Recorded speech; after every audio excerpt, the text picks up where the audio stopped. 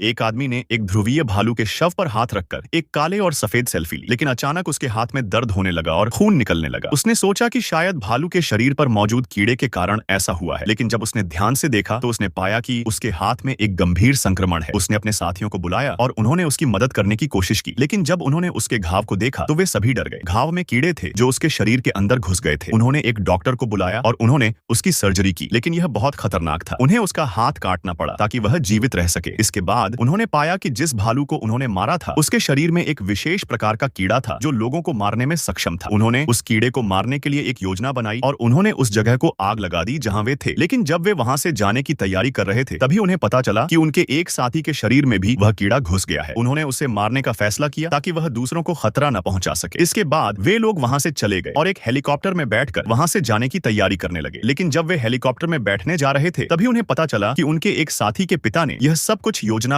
तरीके से किया था। वह एक वैज्ञानिक था जो पर्यावरण के बारे में अध्ययन करता था और उसने यह योजना बनाई थी ताकि लोगों को पर्यावरण के महत्व के बारे में पता चले। लेकिन जब उसके साथी को यह पता चला तो उसने उसे रोकने की कोशिश की, लेकिन वह नहीं माना। अंत में वे लोग वहां से चले गए और उस जगह को आग लगा दी गई जहां वे थे। इस तरह उन्होंने उस खतरनाक कीड़े को मारने में सफलता प्राप्त की।